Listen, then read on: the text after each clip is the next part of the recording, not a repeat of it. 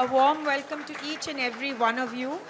I feel privileged to be here today. Thank you, Aini, for marking me out and thinking of me.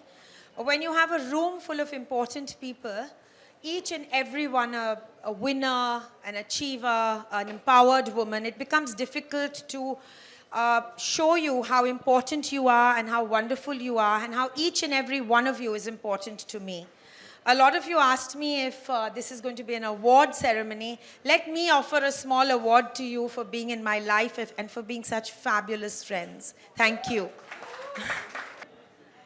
So, good evening and a warm welcome once again to all our women achievers, our empowered women who make such a difference not only to the world, but to your families, your children, and sometimes a little unsung. I'm Nisha Jambal for all of you who aren't, acquainted with me. And it's a pleasure to welcome you to this conversation, which we must thank Aini, Kanigi, Mahima Nelson, and the entire team of Elle for putting this together to celebrate women. I'd also like to welcome the panelists. Please join me in welcoming them with a grand round of applause. Megha Asher. She's the co-founder and COO of a brand we all love called Juicy Chemistry. Prachi Bhandari, founder of Aminu. Prachi, can we have you on stage with us, please?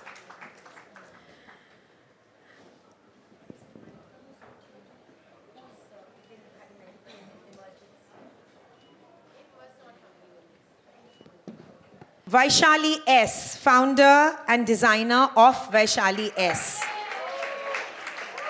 And I think all of you know, I recently walked the ramp for Vaishali S. in this lovely creation. It was an aqua green.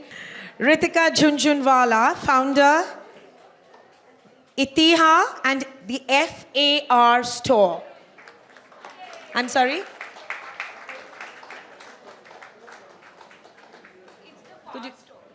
The FAR store. So it's because it says F.A.R. So forgive me for that. Mrinalini Rao, founder and creative head, Mrinalini Rao. And as you can see, she's a great ambassador for what she does. I've just asked her to take off this outfit and give it to me at the end of this evening. I'd like to introduce you to what today is about because all of you have been asking me, what is this evening all about? It's about you and about serious discussions and things that all of us think about but really don't discuss because we are so busy taking selfies oftentimes. The panel is called The Conscious Revolution. Today, conscious is no longer a niche idea. It is something every brand is expected to stand for. But with that comes a bigger question. What does being conscious actually mean? Across beauty, fashion, and wellness, it can mean certification, ingredient integrity, craft longevity, community, slower production, or more responsible design. This panel brings together people who are approaching that idea from a very different direction. And I'm looking forward to unveiling what conscious creation really looks like today. So let me bring in Megha Asher. Megha, let me begin with you. And after this, we'll bring a lot of you in to chat about it. And next time, you'll be on the panel. You've built your brand on certification and ingredient integrity, isn't it? In a market where clean is now a very loosely used word. I mean, every product has clean and organic, and we really don't know if you're buying organic stuff. Do you think consumers can still tell the difference? Because I genuinely can't. Or has the language of conscious beauty already been diluted, and is it too late? And staying with the question after this, how responsibly does this translate into formulation? Good afternoon, everyone. Thank you so much for having me over. Conscious beauty is something that's very close to my heart. I think 12 years back when we started Juicy Chemistry, this was the exact same question I, as a consumer, asked when I was standing in a supermarket looking at a product that claimed to be natural. But when we flipped the back of the label, it had all things that don't remotely come close to the word natural. And that's how the journey of Juicy Chemistry actually began. To answer, about consumer trust, I think we're only getting started. The consumer that I met 12 years back could not tell the difference between what is organic, what is natural, what is herbal, what is Ayurvedic, and all the words that were being used in the name of clean beauty. Clean beauty is again a very borrowed concept. It's something that comes from the West. It's not something we own. And today brands can use the word clean to their women fancy.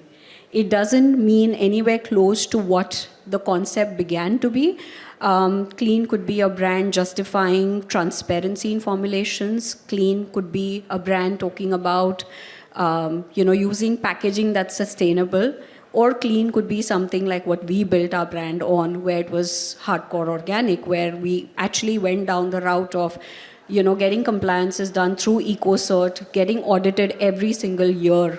And it's been 10 years, and the struggle is real because sourcing continues to be a problem in India. And when we talk about conscious beauty, which is very different from clean beauty, because the whole purpose of conscious beauty is taking it slow, talking about packaging end to end, right from ingredient sourcing to the end product, whether the entire formulation complies to this particular concept.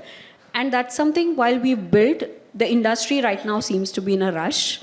And to keep your ground standard there, I think it's going to take a lot more education, but the consumer has come a long way. I don't think the consumer does not understand the word clean. I don't think the consumer doesn't understand the word conscious beauty. If anything, they're asking more questions. I'll give you a simple example. We were talking about, for summer, consumers were asking, your rose water comes only in a 50 ml or 100 ml, and we'd love to have a 200 ml packaging. But we know it's impossible in glass to do that. I mean, the breakage and issues that you face. And we did a plastic bottle for that. It was a recyclable bottle. It had all the right tick marks to call it a sustainable product. But our consumers were not happy. The right consumer was asking the question, are we compromising the integrity of the hydrosol by putting it in a plastic bottle? And to me... You are, isn't it? Sorry? Which you would be doing if you're putting Exactly. And we said this is something that the consumer is demanding. And as a brand, it was a very big lesson for us that whilst it might be the easy way out to fulfill what the consumer is demanding for, but I think the better route is to explain your cause. And if you take that patience and you hold your grounding, I think that's what it takes to build something of a legacy from India. And that's what I think. I think consumers are much smarter than what they were 12 years back. Today they are flipping the label. Today they are reading ingredients. I would like to take some credit for it. When we started 12 years back in India, there was no compliance to write all the ingredients on the label. Brands were not obligated to list every single ingredient, and that was the first thing we as a brand did, that the consumer needs to know what's going on the back of, what's going on your skin. And the minute we did that, today there are laws around it where brands cannot hide ingredients. So the consumer is getting better. So well done. Yeah, thank you. And a forum like this, I think, is word of mouth. You have women here who at least I'm definitely going to go back and look at your brand and try and see what's the differentiator. Nisha, so kudos to you. We met a few years back at one of the events at BKC, and I'd spoken to you about the products, but I'd love to send out a package. Thank you. Again. Wow. That's great. I'm going to thank Aini for it. Thank you. And I want to bring in Prachi Bhandari here. Prachi, tell me, am I pronouncing this right? Is it Aminu? Yes. Yeah? Okay. So it's an unusual name. You must also tell us what it means. Aminu sits at the intersection of performance skincare and environmental responsibility, which is a biggie. We are at the helm of real climate emergency. It's no longer in 2030. So it's something very important. How do you make sure that sustainability decisions, like avoiding microplastics, which is something you just alluded to, microplastics or excess packaging don't compromise the efficiency of consumer expectations? Hi everyone, thank you for having me here. Thank you, Aini. Prachi, get the mic closer. We want to hear you. Thank you for having me here. So honestly, I would say कि we made sustainability a efficacy decision. It was not like कि if you are sustainable, so you are going to compromise the efficacy of a product. That's a myth. I would say partly greenwashing somebody or science washing. Let me explain this more in detail. So now microplastics are these tiny invisible particles of plastic which are very commonly found in your shampoos, body washes, conditioners, which we use every day. Now imagine you have a 100 ml face wash, 100 ml body wash, 200 ml shampoo. Whenever every day you are using that shampoo, the shampoo is not going to get inside your scalp. You cleanse your scalp and the shampoo is gone through the drain. Now through this drain, it enters your water systems, and because the plastic is so invisible, sometimes not even visible by naked eye. So there is no water filtration system which can remove this plastic from your systems and stop it from entering to oceans. It has entered the oceans. Now via ocean, it has entered the fish. From fish, it is on the table now to the entire food chain. And now there are so many concerns being raised about microplastics found in placenta, in blood, in human system. So imagine the skincare which was meant for your healthy skin is now becoming a concern for your health. Absolutely. So for us, it was It's a biggie. it's a very non-negotiable thing. We can't have microplastics in it. And when we made formulas without microplastic, honestly, there was no difference in the performance. Microplastics are just there to give you a texture, to just give you that kind of slip. And there are a lot more advanced ingredients now available which give you better slip, which are more compatible with your skin. Say, for example, when we moved our natural extracts to biotechnologically derived plant extracts or algae extracts, the efficacy was not compromised for the molecule or the compound. In fact, it was superior, more stable without damaging the environment. Wow. A big hand to you. Thank you you so so much. much, Prachi. I'm going to come back to you. Yes. But I just want to bring Vaishali in. Now, I don't think Vaishali needs much introduction. She's made us famous all over the world. Paris is wearing Vaishali. And so am I. Thank you. I just love Vaishali's silhouette. It's out of the box. It's from her heart. It's so different to, the been there, done that ghagras, of which I'll be wearing one this evening on the ramp. But I really enjoyed wearing you, Vaishali. I think you've made us proud in this country. Your work is so deeply rooted in textile purity and craft. And as the global demand for Indian craft grows, how are you managing to scale without turning authenticity into a performative art?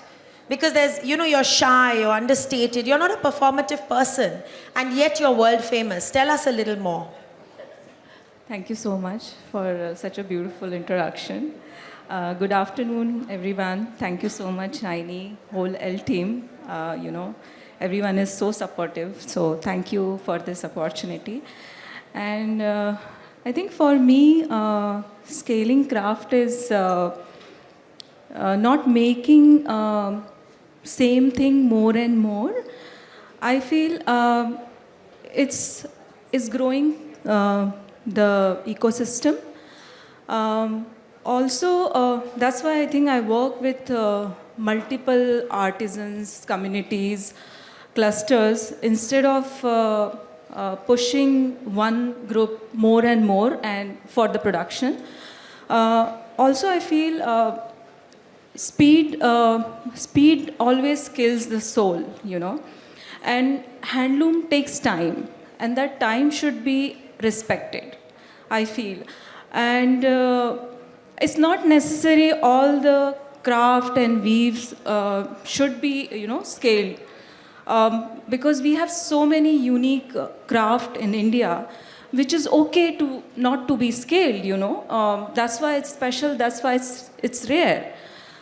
Also, the collaboration between weavers, artisans, I feel is the most important thing, because including them in the innovation, design, quality control, it's very, very important to evolve, to give them more exposure of, what is working in international market.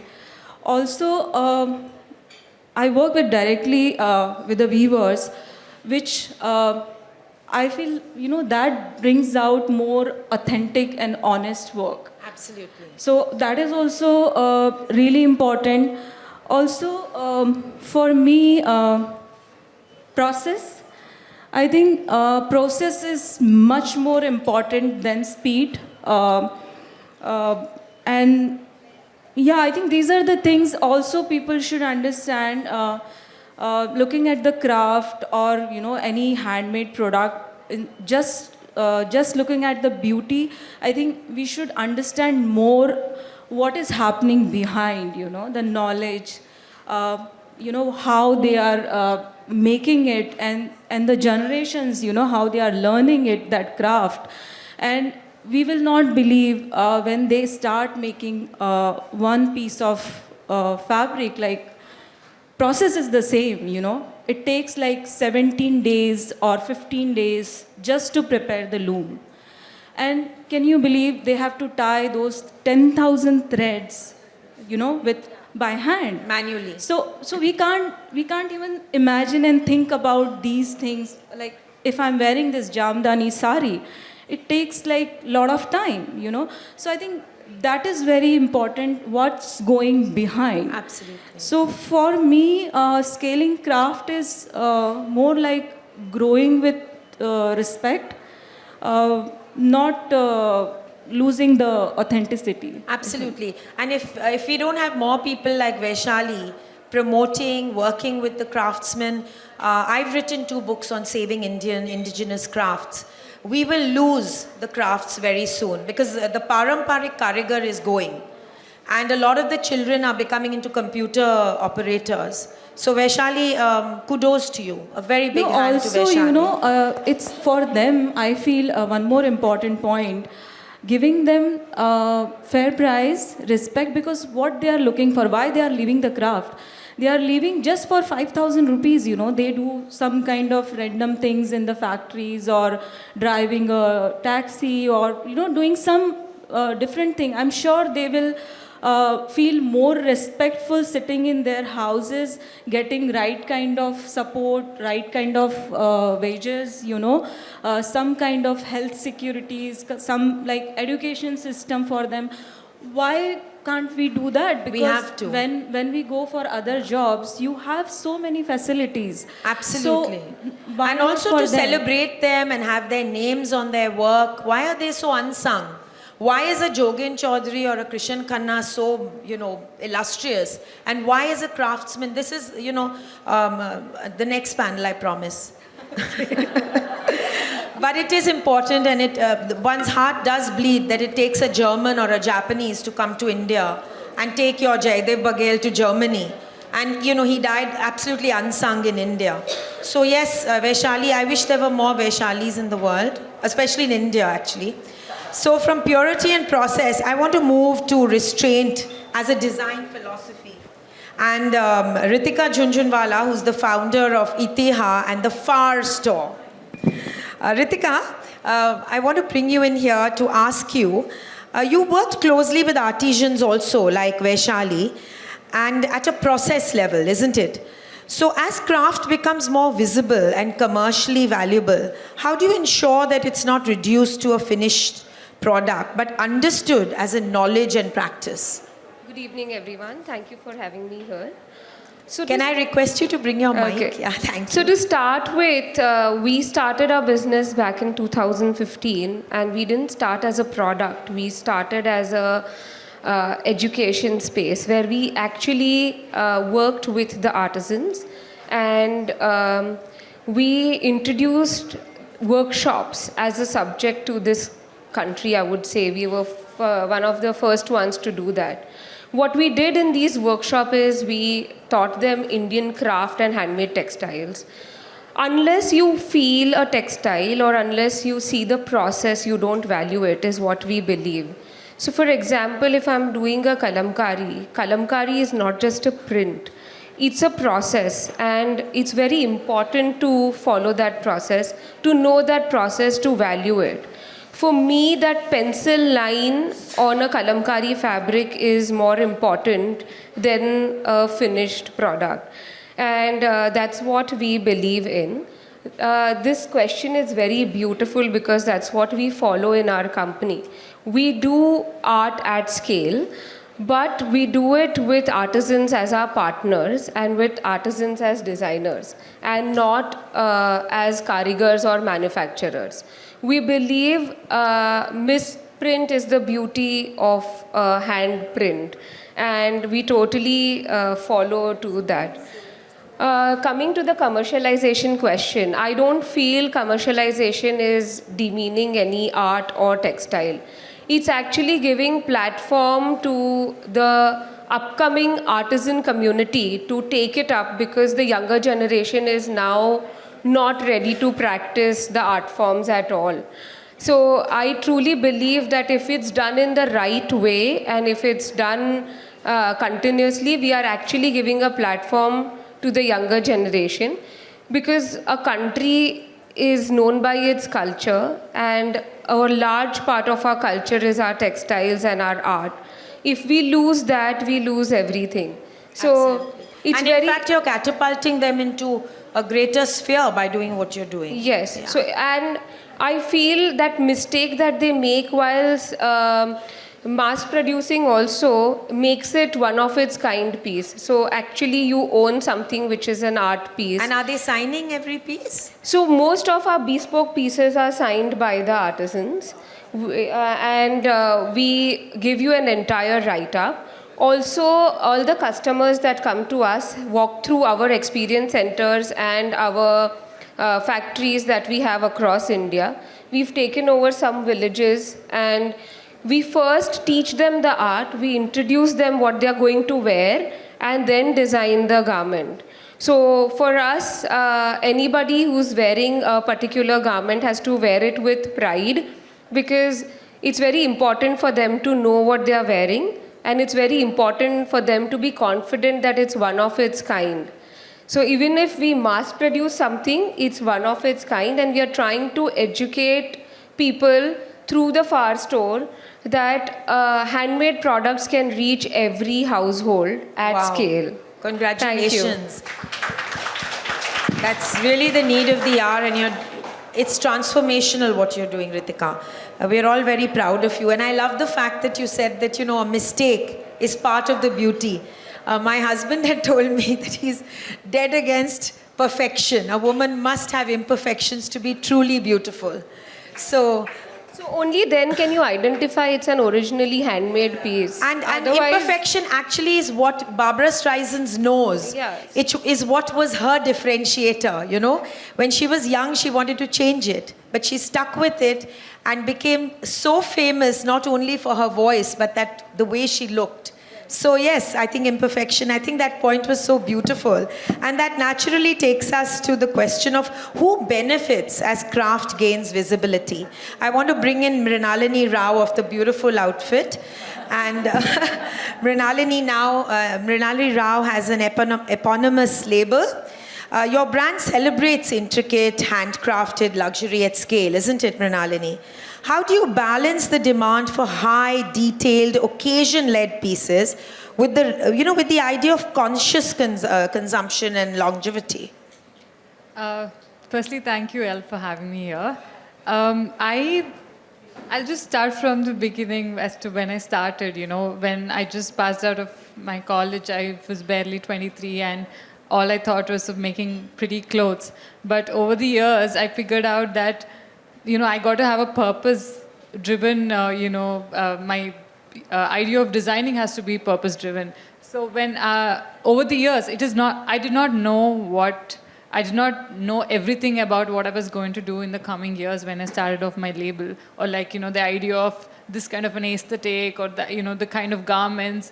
I had not had everything figured out. So eventually over the years, I thought, I would want to create art pieces that last for the longest time, that remain timeless, and something that you can pass on. And during the process, over the years, I've figured out that, every piece that I make has to be in the purest form. The fabric has to last long. Like, I only use pure silks, pure organzas. So are you talking about georgettes. heirlooms? Yeah, heirlooms. Something that you can pass on to your daughter. That's a very unique concept in fashion. Yeah. With fast changing ideas and thoughts to create classics that outlast trends. Correct. Yeah. That's a very interesting. Yeah, so even the silhouettes that I pick, although I do make lehengas and, the bridal range, but most of them are, the straight kurtas, the anarkalis, the old Indian silhouettes that we have seen our, generations wearing, and they're timeless. They are Indian silhouettes that will never fade away. I do not believe in, fleeting trends, fast fashion. Although I do make contemporary outfits like jackets, waistcoats, but with our Indian craft, that you can probably wear it on your denims, or you wear a sari with So your are you waistcoat. working closely with craftsmen like Yes. Vaishali and Ritika? I am not into hand looms. I do not work with the looms, but I do work with the karigars from across the country. As a design student, I've learned a lot of embroideries from many regions in the country. So I am from Hyderabad. I blend my Zardozi with applique, reverse applique from Gujarat, and little Kutchi embroidery, and something Dori from Calcutta. So I try to create a fusion. And my idea is, to my design team, I tell them that even if I want to go pluck it out, it should not be coming out. I want to preserve it. And and the silhouettes are such that the craft is such that it is not going to be a fast fashion ever. The motifs that we use, you can wear it 10 years later also, like how I pull out my grandmother's sari and wear it with my blouse Of right course. now. So you should be able to style, restyle, and I'm very happy when my clients come back saying, could you please alter it a little bit because I want to wear it with a sari. I want to wear my blouse with a sari. I want to wear a shirt with your lehenga. It feels really good that, they are preserving them, and it's not a fast fashion. Like how a sari hugs every person so differently. And all of your, personalities come out when you style them yourself. Absolutely. That's what I believe in. And I am launching a collection in 2 weeks, which is called MR Classics. They're all those classic silhouettes with fully hand and embroidery. I do not use any computerized machine work in any of my pieces at all. Wow. And they take a long time to be made. I never met the demand. I am never able to meet. My supply chain is very slow. But Very much like what Vaishali said. Yeah, that is you have even to more be tedious. mindful about each piece rather than mass producing. yeah, Vaishali's Yeah. work, I am a fan of your work, and that is something beyond your control. Aren't we all? Yeah, I mean that takes even longer. Because there's very few people in each cluster who was pursuing each of those designs. So, hats off to you That's for great. that. This has been absolutely and not only an enlightening, but such a fun panel. We've learned so much.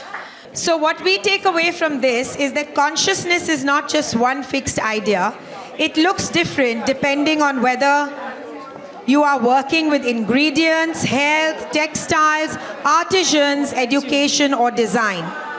But across all these perspectives, the common thread is intention and the responsibility to make that intention visible in practice, not just language. And so, on this beautiful note, a big hand to you and to all the panelists.